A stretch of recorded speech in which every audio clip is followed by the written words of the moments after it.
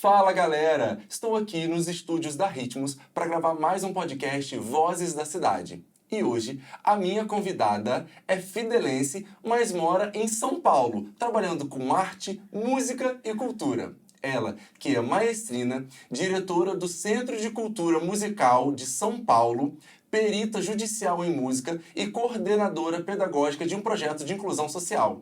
Hoje eu vou bater um papo com Amélia Cruz.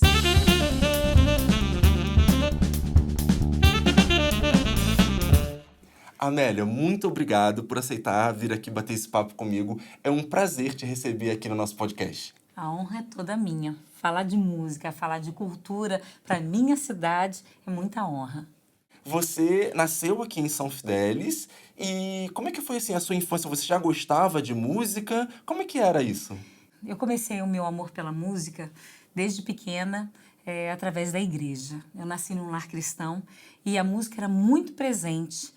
E eu sofri vários desafios, porque uma época o maestro saiu e não tinha alguém que cuidasse da música. E eu tomei a frente. E eu me lembro que eu formei um quarteto que chamava Caritas. Ele está completando esse ano 40 anos. E eu regia os coros da igreja, mas eu não tinha conhecimento técnico. E meu pai uma vez me mandou um bilhete dizendo que gostaria de me ver regendo com conhecimento. E foi a partir daí, com esse desejo e com o apoio dele, que eu fui estudar. Eu fui para o Rio, eu fiz o Seminário Teológico Batista Sul do Brasil, os 4 anos como bacharel, me formei em música com habilitação em regência e depois eu fiz o mestrado em educação musical. Então, minha origem e a minha necessidade da continuidade veio pelo trabalho da igreja.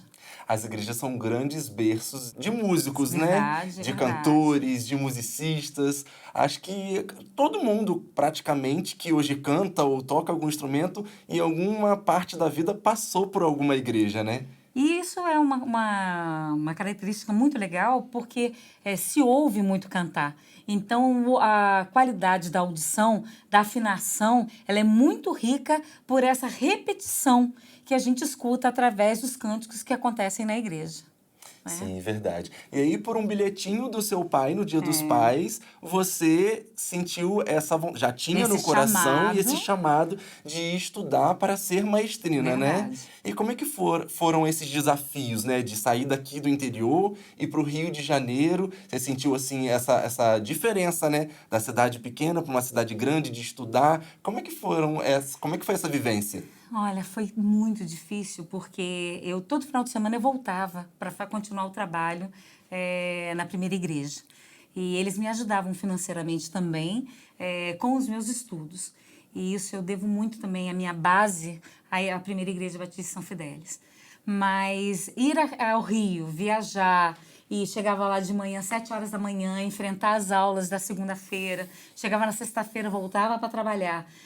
Quando eu terminei o bacharelado, eu senti aquele sabor de vitória. Sim. E eu fui uma aluna, com toda certeza, uma aluna muito dedicada pela gratidão que eu tinha por estar fazendo algo que era a minha paixão. Então, quando eu terminei meu curso de bacharel, eu tinha 5 convites já para trabalho na área da música. E também, logo em seguida, eu fui para São Paulo, porque eu recebi um convite para ser professora da Faculdade Teológica na área de regência. Então, eu dei aula na faculdade durante 15 anos. Esse meu amor pela regência nasceu dessa dedicação dos meus estudos, né? Sim, uma coisa que você falou aí que eu achei muito interessante é o apoio, né? É verdade. Porque a gente, sem a nossa base, sem um apoio, sem uma rede de apoio, a gente não é ninguém, né? E você, Verdade. além da igreja, tinha sua família também, né? Com Que certeza. sempre te apoiou e viveu esse sonho junto contigo. E isso é muito importante, ter essa rede de apoio é muito importante, né? Com certeza. E eu sinto isso até hoje, porque toda a minha família vibra com tudo que eu faço e eles estão sempre caminhando junto comigo. As igrejas por onde eu passo, pelos projetos de inclusão social. E eu não posso deixar de falar também do Centro de Cultura Musical de Campos. Quem me deu a primeira base na área de regência foi o Centro de Cultura Musical de Campos, através do Johnny William. E ali eu aprendi com ele o trabalho de inclusão social. Então, da onde vem? Hoje eu tenho 2 projetos, pela Lei Rouanet, eu trabalho com 90 crianças em cada projeto desse, mas da onde nasceu esse desejo de contribuir na vida do meu próximo? Foi aqui de Campos, através do Jônia, através do Centro de Cultura Musical de Campos. E hoje a minha escola, em São Paulo, tem o nome de Centro de Cultura Musical de São Paulo. Porque hoje, hoje não, porque a escola lá tem 24 anos. Mas quando eu criei a escola, foi com as bênçãos do Centro de Cultura Musical de Campos. Então eu vejo assim, eu olho para trás, eu tenho gratidão por pessoas que me ajudaram a crescer musicalmente e eu olho com muito amor e reconhecimento. Então, eu tive apoio, pessoas que acreditaram na minha capacidade, no meu talento e na minha vontade de, apesar de sair de uma cidade pequena como São Fidélis, chegar hoje, estar em São Paulo e ser reconhecido e ter um trabalho já consistente lá. Então, a minha base, a minha rede de apoio foi uma coisa, assim, primordial. Sem ela, eu não teria conseguido. Sim. Uma coisa muito bonita que você falou aí é ser grato, né? A gente saber ser grato, eu acho que é um dos dons mais bonitos que a gente pode ter, é isso, né? Ser grato pelo que as pessoas fazem por nós e poder colocar isso em prática com outras pessoas, né? Isso é muito importante. Contribuir na vida do outro da mesma forma que contribuir com a sua. Verdade, então, exatamente. Isso é algo assim que me estimula muito. Eu fazer para o meu próximo, porque hoje eu tenho uma ferramenta, a música é uma ferramenta transformadora. A música é uma ferramenta unificadora. E também universal. Você pode ir nos Estados Unidos, que lá a música, o dó, ré, mi, fá, sol de lá é o mesmo daqui. Você pode estar em qualquer lugar do mundo que a música ela unifica, ela une as pessoas. Então, hoje eu tenho uma ferramenta transformadora nas mãos. Então, eu reconheço, assim, eu tenho uma alegria muito grande de ter essa profissão hoje como musicista, porque eu sei que a minha arte, ela transforma a vida do meu próximo. E isso hoje, para mim, é muito forte porque eu sei que a minha arte hoje trabalha com desenvolvimento cognitivo da primeira infância. Então, hoje, eu estou focada no trabalho da primeira infância porque eu sei que o que eu faço traz benefícios ao meu próximo. E vai começar ali no pequenininho e ele vai levar até... E você vê ao longo... Eu já tenho 32 anos como educadora musical. Então, hoje, eu vejo o resultado do meu trabalho. Hoje, eu, como educadora musical na área de musicalização infantil, eu tenho 4 alunos que foram filhos dos meus alunos há 24 anos atrás. Então, quando eu pego essas crianças para dar aula, eu fiz, que coisa linda! Hoje eu posso educar o filho daquele que já passou pelas minhas mãos. É um prazer que não tem palavras para descrever, né? Não se paga, porque isso é gratidão mesmo. Você vê que o que você faz tem reconhecimento ao ponto de voltar e entregar nas suas mãos o seu filho, né? Verdade, então, né? Isso para mim é um reconhecimento assim sem medida. Foi tão importante para a vida dele que ele te entrega hoje o maior tesouro que são os filhos, né? Verdade. Então, hoje eu tenho esse prazer. Sim. Hoje eu já cheguei naquela época de usufruir daquilo que eu plantei. A gente colhe, né? É verdade. Então, você colhe o bem e você tem o resultado desse trabalho de volta. Exatamente. Amélia, e aí você ficou lá, né, por muito tempo em São Paulo, trabalhando, dando aula. Quando foi que surgiu essa vontade ou a necessidade de criar a sua escola de música? Quando eu fui convidada para a Faculdade Teológica, como nós trabalhávamos de noite, nós começamos a montar a escola já paralelo a esse trabalho. E hoje o Centro de Cultura Musical, agora em fevereiro, vai comemorar 24 anos. Então, nós temos 24 anos de escola. E hoje a gente já passa pela rua e aqueles alunos barbudos, tia, tio! Então, assim, é muito gratificante você ver que você já faz parte do bairro. Você é reconhecida naquele lugar e como referência. Então, a escola nasceu pelo amor à música. E a gente sabia que a gente tinha capacidade como educador.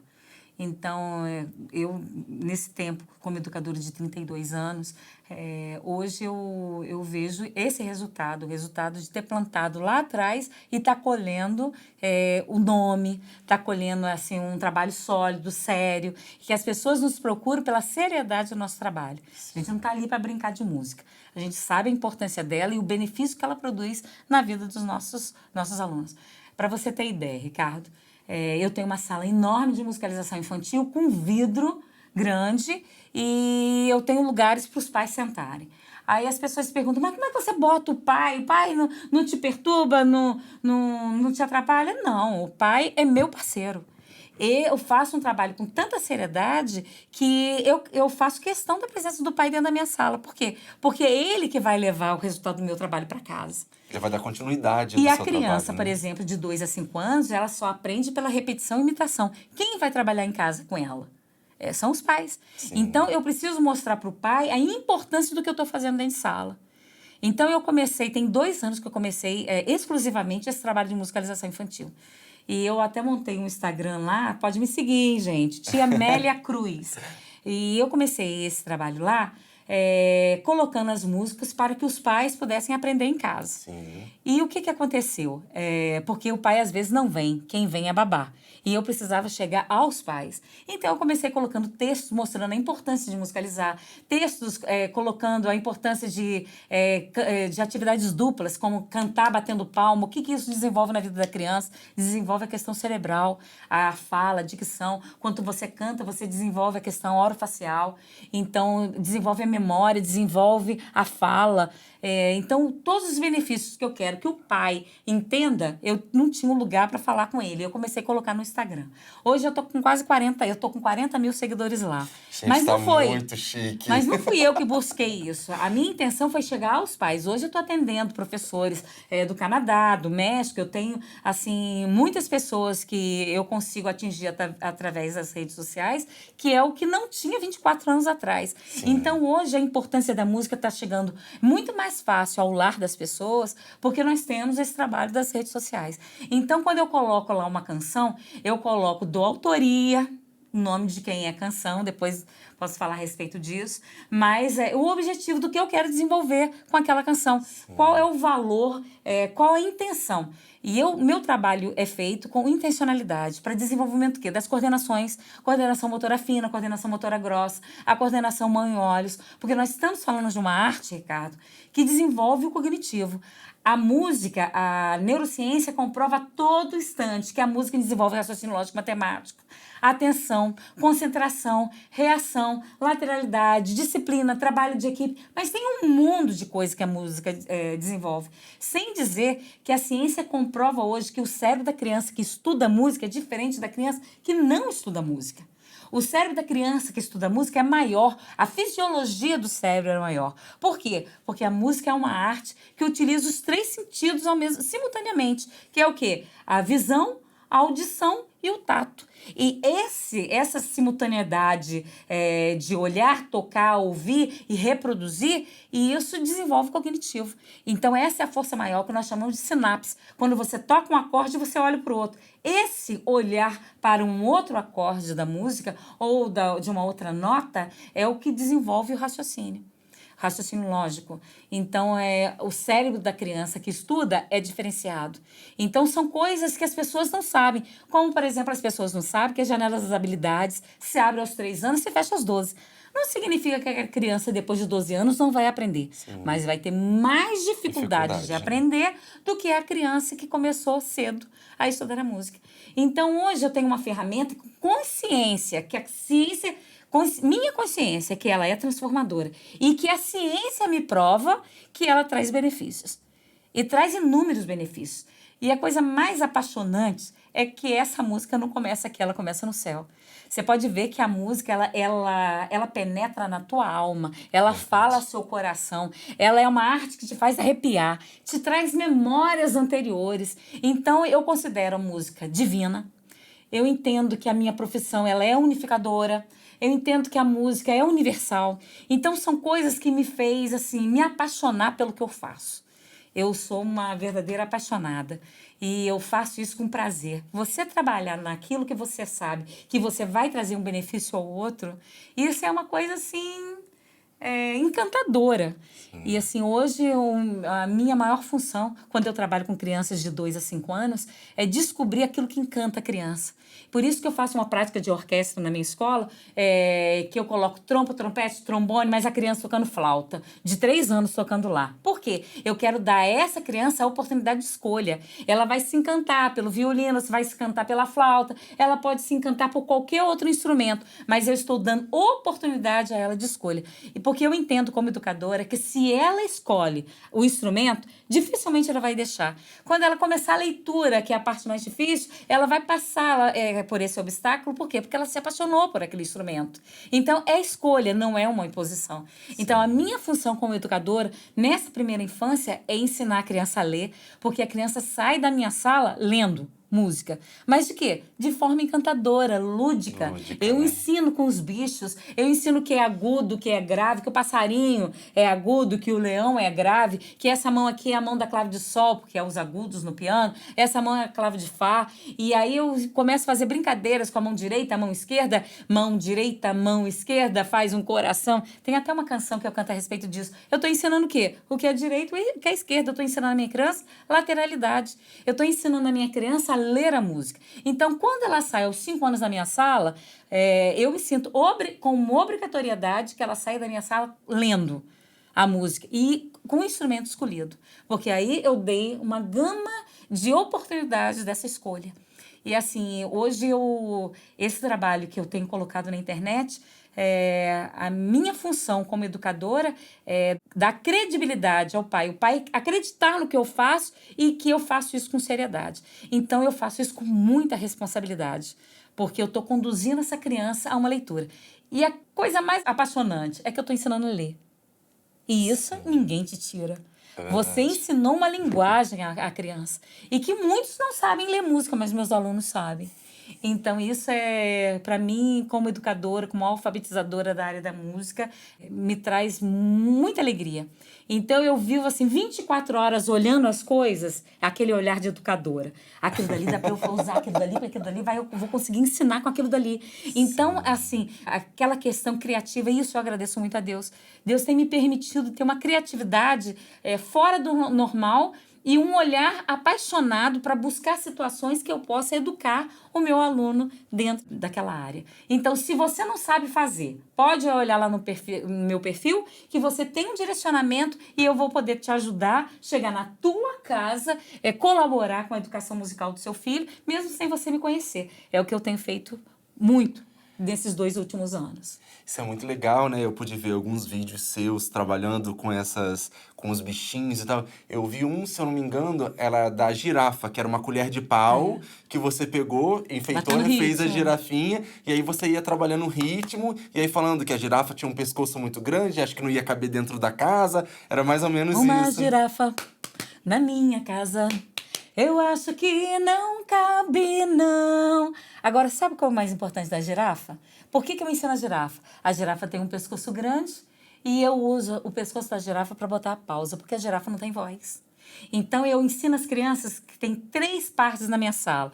Os animais que têm os sons agudos, que é a clave de sol, os animais da família do silêncio, que é a pausa, e os animais de som grave. Por exemplo, formiga tem voz?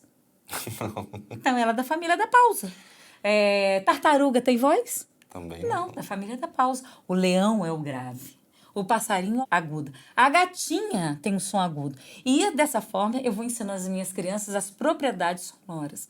O que é a propriedade sonora? São a intensidade, forte, fraco.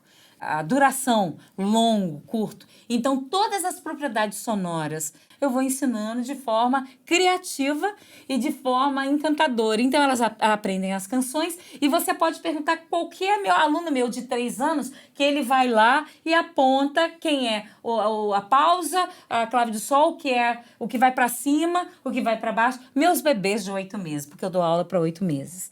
Então, eu estou ensinando uma canção que fala do peixinho. O peixinho subiu e o peixinho desceu. O passarinho subiu e o passarinho desceu. Por quê? Porque eu quero ensinar que o que sobe é agudo e o que desce é o grave. Então, eles já começam a cantar. Subiu, desceu, subiu, desceu no ar. Subiu, desceu, Pássaro voando, pássaro a voar, pássaro voando, pássaro a voar, subiu, desceu, subiu, desceu no ar, subiu, desceu, subiu, desceu no ar. O objetivo para ensinar o bebê que esse gesto é o que sobe e esse é o que desce. Porque lá na frente ele vai entender que a parte de cima são os sons agudos e a parte de baixo são os sons graves. Você já parou para pensar, Amélia, a quantidade de alunos que já passaram por você e o que você fez na vida deles, a quantidade de coisas que você modificou na vida deles através da música? Com certeza. Eu tenho a alegria de ter aluno na OSM, na Orquestra Sinfônica Brasileira, aqui no Rio de Janeiro. Eu tenho alunos que estão fora do país. Eu tenho muitos alunos de regência. E a minha alegria a respeito disso, que teve um tempo da minha vida que eu não podia ir. Eu não podia ir aos lugares para fazer. Mas eu me sentia indo quando esse aluno meu de regência estava fazendo fora. Eu tenho hoje em São Paulo muitas educadoras que passaram nas minhas mãos. Muitas educadoras na área de musicalização infantil. A Raquel Braga, a Érica. Então, são pessoas, assim, que eu sei que eu contribuí e que eu contribuí na vida delas, que hoje elas são educadoras, que são renomadas, mas que tiveram esse encantamento através do meu trabalho. Sim. Então, isso não tem preço. Isso é muito Não importante, né? A gente amar o que a gente faz e ver os frutos no futuro. Isso é, assim, eu nem sei que palavra usar para definir essa sensação, né? De você poder ver essas pessoas seguindo com os seus ensinamentos e aí vai crescendo e crescendo e crescendo. Daí a pouco você tá vendo, igual você falou, tem gente fora do Brasil, né? Trabalhando com música, porque isso é muito importante. Agora, uma coisa também que eu li sobre você que eu achei muito interessante, que eu acho que é uma curiosidade que quase ninguém vai saber, é que você é perita judicial em música. Conta pra gente um pouquinho o que é isso. Quando a pessoa cria uma canção, ela tem que registrar essa canção. Sim. É a propriedade dela, uma propriedade autoral. E quando essa propriedade autoral ela é violada, a justiça precisa entrar. Então, por exemplo, quando alguém pega uma canção que é de outro registrado, os direitos autorais. Então, quando não há os direitos autorais, a justiça precisa haver um consenso de que alguém pegou o que era seu registrado por direito. Sim. Então, no meu caso, eu sou convidada, a juíza me nomeia, eu sou nomeada pela juíza para poder fazer um laudo e chegar a uma conclusão sobre aquela obra, o que o outro tirou daquele que registrou. Então, hoje, na lei, a pessoa não pode utilizar mais do que 8... se já pegou 8 compassos, é plágio. Então, eu tenho um caso, que eu não vou citar qual é o caso, mas foi um caso de muita repercussão, porque era um caso político, que alguém pegou uma melodia que usava como chiclete, Sim. Né? E repetiu colocou em rádio, o dono da autoria se sentiu violado, porque não houve permissão dele para uso. Sim. Então, essa pessoa, o dono desse repertório, ganhou o direito na justiça. Então, é onde entra o perito judicial. Ele faz uma perícia, um laudo sobre aquele trabalho, se houve plágio daquela obra. Lá em São Paulo, isso é muito comum. E a gente, assim, é um trabalho que, por exemplo, eu sou nomeada para o Fórum João Mendes. Então, é um grande fórum que tem muito plágio acontecendo. E, na verdade, quando você usa os direitos de outra pessoa, aquela pessoa se sentindo ofendida, ela tem os direitos pela justiça, como danos morais e danos autorais. Sim. Você citou, né, que esse caso que você foi perita era um caso político, e acho que isso acontece muito, né? Nas campanhas políticas, os jingles e tal, eles tiram a letra, cuidado. né? Pega a melodia. Se o dono descobre, ele tem direito e ganha. Porque Sim. se ele comprova que usou no mínimo 8 compassos, ou até estava comentando a respeito disso, não precisa ser 8 compassos, mas se for 4 compassos com ritornelo, que é repetição, ele já caracterizou 8 compassos. Né? Então, 4 compassos de repetição te dá direitos pela obra. Então, você tem que indenizar o dono da obra, que é o caso, a pessoa que registrou. Gente, eu achei isso muito legal, porque, assim, era uma coisa que eu nunca nem tinha ouvido falar, dessa questão de perito judicial em música, né?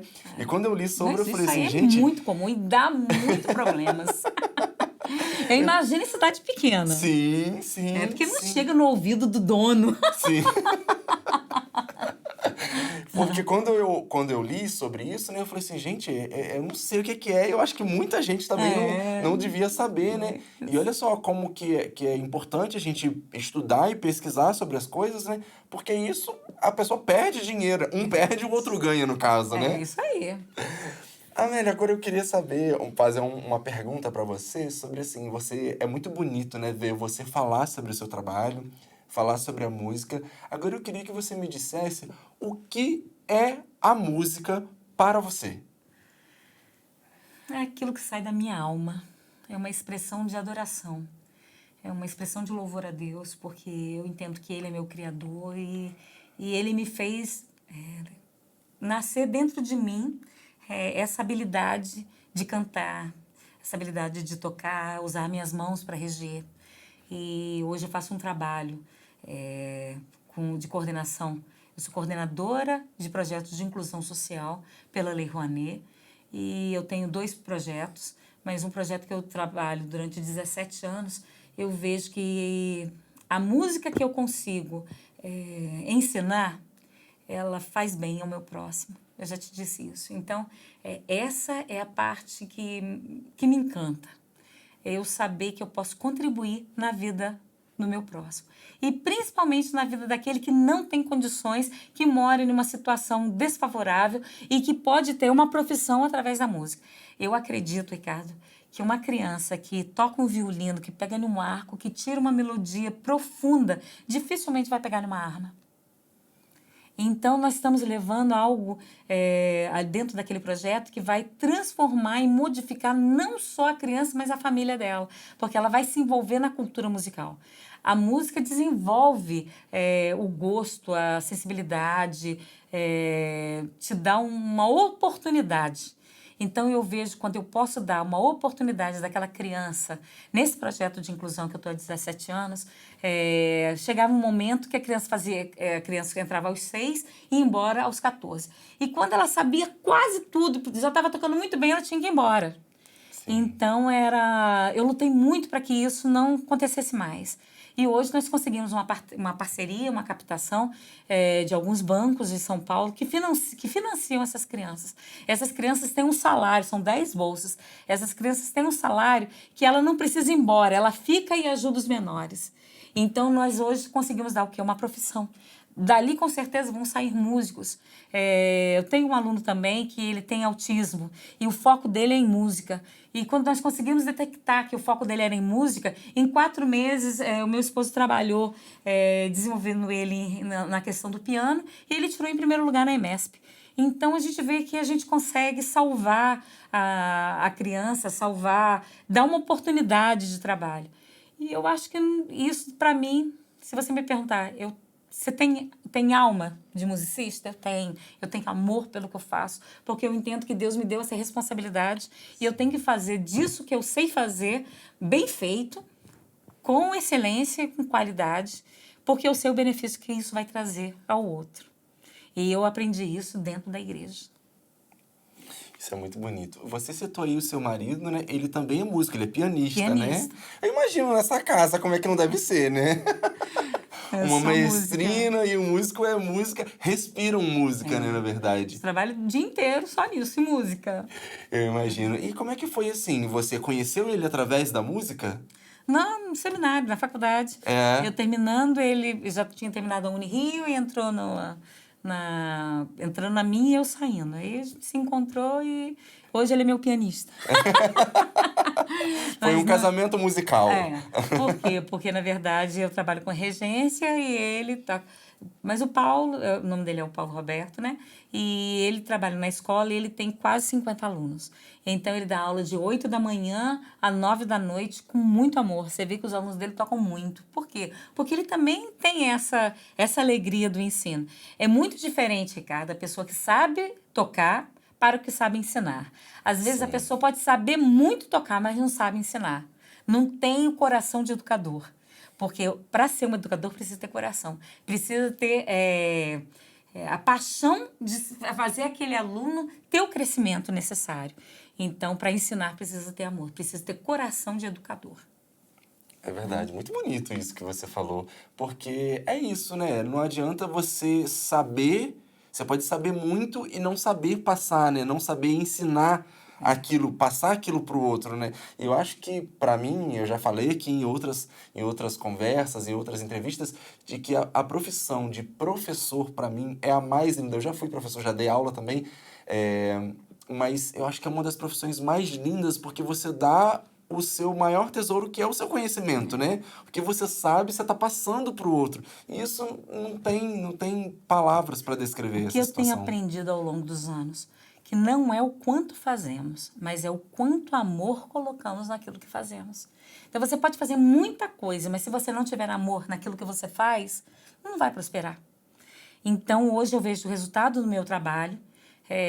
De que forma? Porque eu coloco amor naquilo que eu faço. Eu faço o que eu amo, porque eu entendo que me coube essa responsabilidade de ensinar. Então, não é o quanto fazemos, mas é o quanto amor colocamos naquilo que fazemos. Sim, verdade. Amélia, e aí essa questão Você é coordenadora, né? Como você já citou, coordenadora pedagógica de projetos de inclusão social, né? Como é que Conta um pouquinho pra gente sobre essa questão, assim, desse meio, como é que você entrou nesse meio, essa questão de fazer isso. Eu sempre vi o Jônio aqui no Centro de Cultura Musical fazendo, né? Sim. Mas eu não sabia o caminho das pedras, porque não é um caminho fácil. E na minha escola, os netos do João Carlos Martins, não sei se você já ouviu falar dele, mas é um grande pianista, é um pianista renomado no Brasil e no exterior também. E os netos dele estudavam na minha escola. E um dia ele foi ao meu recital. E eu tive a oportunidade de colocá-lo para reger a orquestra. E ele foi lá e tocou no piano. E aquilo deu um up na escola muito forte, porque ele era um cara renomado. Sim. E ele viu o meu trabalho e ele me perguntou se eu tinha algum incentivo. Eu falei, não tenho. Ele falou assim, então eu vou pedir o meu filho, que era o assistente dele, para te passar um telefone de uma pessoa que vai te ensinar o caminho das pedras. E foi através dela que nós começamos a escrever projetos de inclusão social. Sim. E eu fui trabalhar em uma associação que tinha 100 crianças. E eu fui sozinha. Eu dava aula para os 100, sozinha. Eu dividia 2 turmas de manhã e 2 turmas de tarde. 2 turmas de 25 crianças ensinando flauta. Até que apareceu uma jurista e me perguntou o que eu precisava. Eu falei, eu preciso de um teatro para essas crianças apresentarem. Se você me der um teatro, eu vou musicalizar essas crianças em 6 meses. Ela, que teatro você quer? Eu quero o Teatro São Pedro e São Paulo, porque é um teatro lindo, maravilhoso. Então, e todo músico quer o quê? Quer palco, plateia, Sim, quer um verdade. teatro de verdade para tocar. Nós precisamos de teatro em São Fidélis. É verdade, muito bem. Então, o músico quer um teatro. E eu pedi a essa jurista que ela me fizesse. Ela falou assim, então eu entro com o teatro. Eu falei, então você deixa por mim, minha conta, que eu vou ensinar essas crianças a tocar. E eu juntei essas crianças dessa associação, junto com os alunos da escola, fiz uma grande orquestra, e eles tocando flauta. E nesse dia, um captador viu esse trabalho e falou, se você escreveu o projeto, eu vou te patrocinar. E isso foi em 2007. E eu escrevi o projeto foi contemplado pela lei e nós começamos ali. Com essa vontade dessa mulher ver essas crianças tocando no teatro e eu mostrando o trabalho no teatro, porque o resultado foi muito bom. Então, foi um resultado que as crianças todas tocavam flauta e a orquestra tocavam as outras partes. Então, como é que eu faço isso? Eu mando orquestrar. Porque eles tocavam notas simples, si, lá e sol, fá, 4 notas e a orquestra tocava o resto. Mas eles faziam parte do contexto. Porque isso faz parte da minha área educacional. Ensinar a criança, mesmo que pequena, a ler música. E ela precisa começar com 3, 4 notas. Mas ela precisa sentir no todo, na importância da prática de orquestra. Então, eu consegui mostrar isso a essa jurista, ela patrocinou o local e nós começamos ali, e ali nós fomos vistos. Na verdade, a gente precisa ser visto. E ali nós fomos vistos, um captador começou a patrocinar o projeto. Eu fiz pela lei, eu escrevi esse projeto através da indicação do João Carlos Martins, ele me deu o Caminho das Pedras, a pessoa que sabia escrever, e a gente compartilhou com ela e fizemos, e nasceu o projeto aí. É um projeto chamado LAR. Lá em São Paulo, atende hoje, na área de música, 140 crianças. Mas hoje, agora em 2024, nós já vamos alcançar as menores, porque agora eu já estou partindo para crianças de 2 a 5 anos, né? Então, nós vamos também alcançar a SEI, que são os alunos menores dessa casa, desse projeto chamado LAR. Sim, você falou aí, né? Já fomos várias vezes na Sala São Paulo com esse projeto. Que bacana! Você hoje, o seu trabalho é mais voltado, né, para as crianças da primeira infância, né? Os seus vídeos e tal. Então, isso foi a pandemia, né? Foi a pandemia. A pandemia botou todo mundo dentro de casa e eu fui para dentro de casa gravar vídeo. Sim. Mas, assim, eu tenho... A gente olha para a pandemia e só pensa no que foi ruim, né? Mas isso foi assim, faltou professor e eu voltei para a sala de aula e voltei a fazer vídeo para chegar na casa das pessoas. Então, assim, foi um recurso que a internet promoveu e eu voltei depois da pandemia, eu voltei para a escola. Eu me voltei para ela porque tudo parou. Inclusive, os projetos sociais também pararam. Estão voltando esse ano de 2023 para o ano de 2024. Mas até 2023 eu foquei nesse trabalho de musicalização infantil em que não vou parar. Eu agora vou continuar com ele nesse lar, nesse projeto, atendendo às 6. Pois não para, é muito, muito legal de assistir, muito legal. E assim, eu imagino, eu que sou adulto, né, procurando coisas sobre você, eu gostei muito do seu material, eu gostei muito do que você produz, né? Eu imagino as crianças, aquilo deve encantar muito as crianças, né? Se encanta a gente que é adulto, eu imagino as crianças, né? Mas eu comecei a gravar porque eu precisava botar no YouTube. Porque eu tenho uma televisão de 52 polegadas e eu não aguento cantar o dia inteiro. Então, eu ligo minha televisão, coloco lá e ela canta junto comigo, que sou eu mesma. Sim. Então, isso me ajuda a manter durante a semana a minha voz. Sim. E porque enquanto ela está cantando, eu estou cantando com a criança, canto um pedacinho, mas ela está cantando, que sou eu. Então, na verdade, todas as canções estão no YouTube para que as crianças tenham acesso a essas músicas dentro de casa na televisão. Você tocou num ponto importante que eu acho que a gente pode também falar sobre, que é a questão dos cuidados com a sua voz, né? Você acredita que precisa ter muitos cuidados, que é a sua ferramenta de trabalho, né? Com certeza. Para além de dar aulas, o cantar, né? Que assim, você tem que ter muitos cuidados. Você tem alguma técnica, alguma coisa que assim, não, isso daqui eu faço isso toda semana para manter a minha voz? Não, isso é um relaxamento mesmo, eu vou confessar.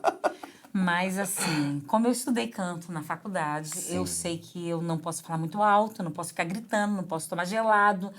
São coisas que vão me prejudicar o meu desenvolvimento de sala de aula. Sim. Então, quando eu coloco o meu vídeo na televisão, eu me poupo. Porque você já pensou, eu tenho quase 50 alunos. Eu ficar cantando, eu dou aula de 5 em 5, no máximo. Mas eu tenho turmas de 3, tenho turmas de 2, tenho turmas de 4. Eu não pego muitos alunos de uma vez, porque já não tenho mais idade. A gente tem que ter os limites, né? Verdade. Então, eu me concentro em dar o meu melhor para aquele grupo de cada vez. Sim. Então, eu uso o recurso do YouTube, das minhas canções lá, dentro da minha sala de aula, para me poupar. Então, eu estou cantando, ela está me ouvindo e ela tem a repetição daquilo dentro de casa. Então, quer dizer, você fala, mas a criança não deve assistir televisão. Não deve mesmo. Não deve assistir, não deve ter a tela em todo o tempo. Mas se o pai aprender a canção e colocar de vez em quando para eu tocar, aquilo reforça o que foi ensinado dentro de sala. Principalmente ele sabendo qual o motivo daquela canção e no que eu estou querendo desenvolver. Se é questão de esquema corporal, se é uma questão de desenvolvimento orofacial, porque a música desenvolve a fala através do que você trabalho que você pode fazer com a boca. Por exemplo, tem uma canção lá da Formiguinha, ela faz uma careta. Bah! Então, eu estou ensinando a criança a fazer o quê? Careta, mas qual é o meu motivo? É desenvolver. Sim. Aí eu estava ensinando uma canção, eu vou fazer isso daqui. Eu estava ensinando uma canção que a criança poderia improvisar. Sim. E com o meu dedinho eu faço sim, sim, sim. Com o meu dedinho eu faço não, não, não. Faço sim, sim, sim. Faço não, não, não.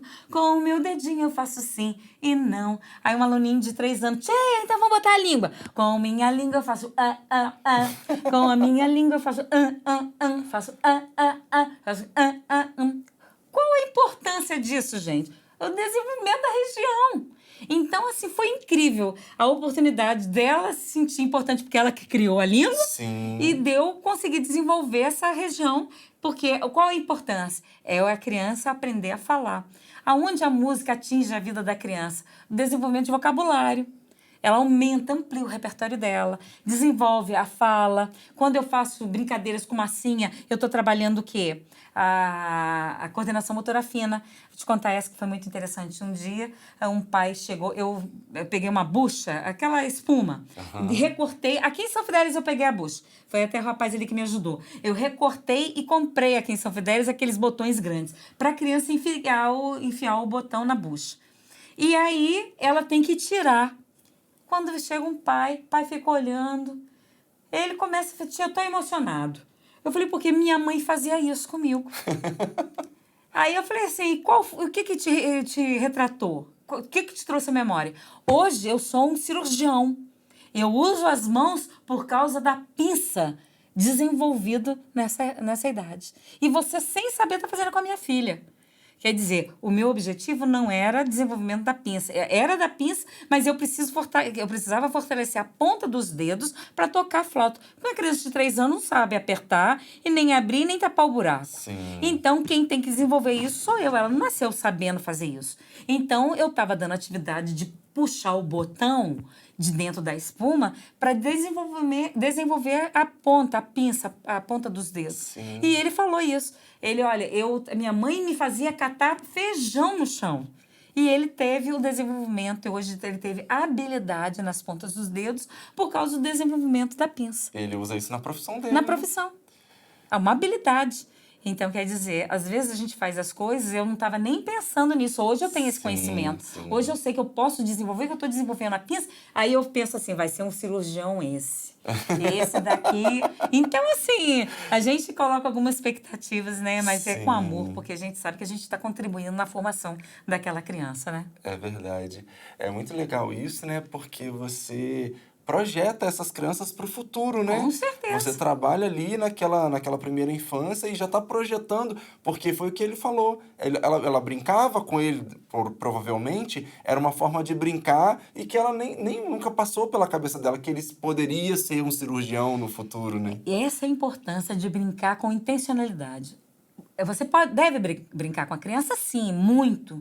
A primeira infância é a idade que a mãe tem que tocar muito na criança, tem que beijar muito a criança, tem que abraçar muito, tem que ensinar a abraçar, tem que ensinar a dar bom dia. Eu não deixo uma criança na minha sala entrar sem dar bom dia, cantar bom dia, bom dia, bom dia. Bom dia, mamãe, bom dia, papai, bom dia. Porque hoje as pessoas passam pelas outras e não dão bom dia. Verdade. Não é? Não tem empatia. Então, dentro da minha sala de aula, ela tem que aprender a dar bom dia, ela tem que aprender a ser abraçada. Então, porque é a primeira infância que precisa a criança ter o toque. A criança, aquilo vai levar essa questão emocional, porque a música desenvolve o quê? Desenvolve o físico, o emocional, o psíquico, o cognitivo e o social.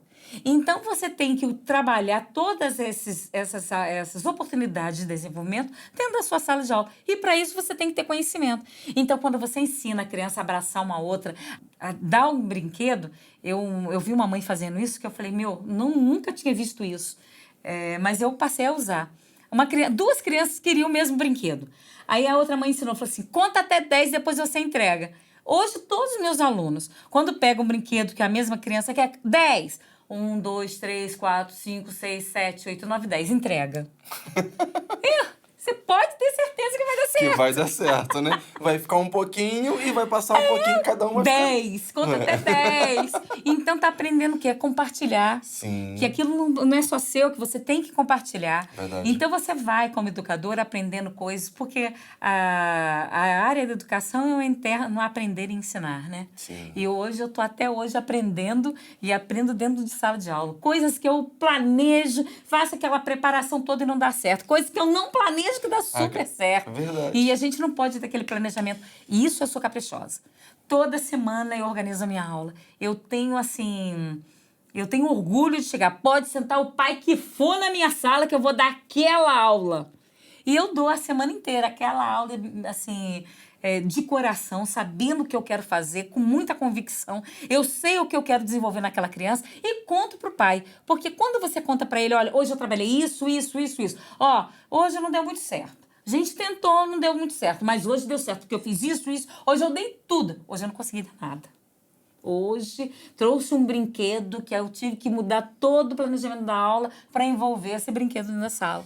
Então você tem que ter muito jogo de cintura e saber que o educador não pode ter um planejamento fechado. Ele tem que ter um planejamento do que ia acontecer dentro da sala de aula. Um garotinho trouxe um livro de 7 anões. 7 carneirinhos, era 7. Eu falei, 7? O quê? 7 notas musicais. Mudei a aula toda e fui pro livro. Então, você tem que usar... Essa é a importância do planejamento não ser rígido, né? Não. Você saber lidar com essas adversidades na sala de aula. Isso é muito importante. Sabe, Ricardo, você tem que ter consciência do que você está fazendo. E que não dando ao pai a chance de achar que você não está dando. Eu acho que eu teria, assim, um desgosto muito grande se o pai virasse para mim e falasse, não, hoje você não deu aula. Eu ia ficar triste. Então, quando eu termino a minha aula, ó, pai, eu fiz isso. Consegui isso. Ó, vem cá pra você ver. Ó, então eu trago o pai pra dentro da minha realidade. Porque eu quero que ele veja que eu tô fazendo com muita seriedade. Porque eu faço um trabalho sério. Meus alunos leem música, meus alunos tocam. Meus alunos saem preparados para a escolha. Meus alunos do projeto de inclusão social, eles estão tudo tocando, sendo colocados no mercado de trabalho. Então, é um trabalho que eu faço com crianças as menores. Por que hoje eu tenho esse olhar voltado, esse apaixonado pelos menores? Porque quase não tem gente que faça com habilidade esse trabalho. E eu sei que eu tenho essa habilidade e tenho essa criatividade. Então, eu estou com o meu olhar voltado para eles por falta de recurso profissional, de pessoas capacitadas e profissionais qualificados para esse tipo de trabalho. Então, eu sei que eu posso atender esses menores. E eu hoje tenho, assim, Deus tem me dado a oportunidade de eu trabalhar com professores. Sim. É o que eu te falei, às vezes eu não posso ir, mas tem gente indo por mim. Sim. Então, quando eu pego uma SEI, que eu pego 20 professores, eu não vou para a sala de aula, mas eu estou ensinando pessoas que vão fazer esse tipo de trabalho com a mesma seriedade lá. E me mostram os resultados. E isso é gratificante. Demais. Verdade. Amélia, eu acredito que você já realizou muitos sonhos, né? Diante de tudo que você está me contando sobre a sua vida, que eu tô achando incrível. Mas você ainda tem algum sonho que você fala assim, esse eu ainda tô preparando para realizar? Eu já tive muitos sonhos realizados. No dia que eu entrei na Sala São Paulo, eu regi as minhas crianças e dei a elas a oportunidade de estar na maior sala da América Latina, com aquele som, com aquela plateia, com aquele rebaixamento de teto. Aquilo dali, para mim, foi assim, o meu marco musical na minha vida. Mas eu vou voltar de novo.